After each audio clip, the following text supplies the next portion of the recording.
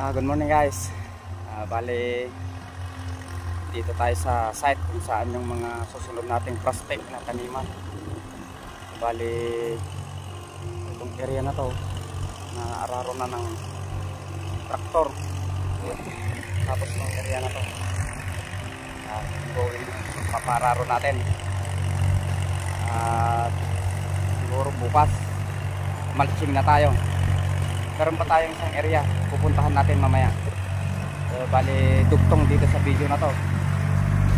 Bali yung kaya nating tamnan ngayon ay around 10,000 ang pinakamababa siguro na puno ng talong.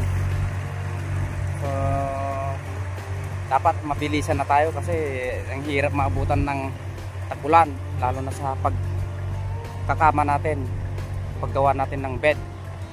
Di bali nang umulan na ng umulan basta naka plastic mulch na itong taniman natin ng talong.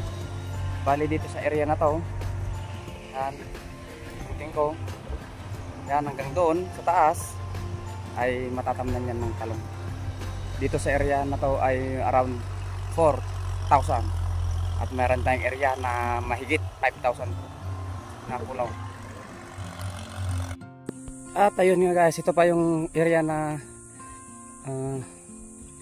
gumagawa na tayo ng bed para may daanan ng tubig.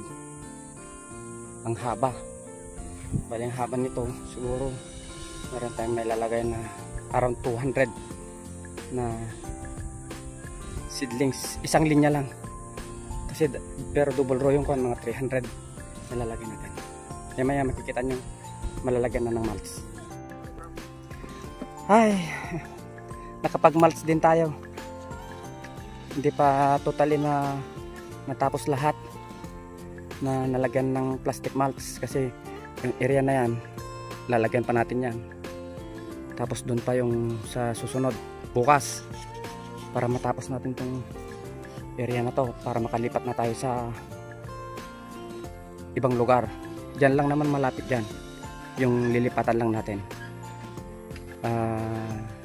Nandun sa unang video ko, nandun yung area na lilipatan natin. Siguro bukas makakalipat tayo doon.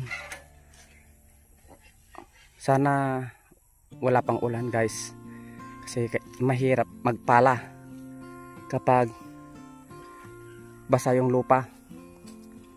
Ito bali nagkaroon tayo ng distance na almost 2 feet.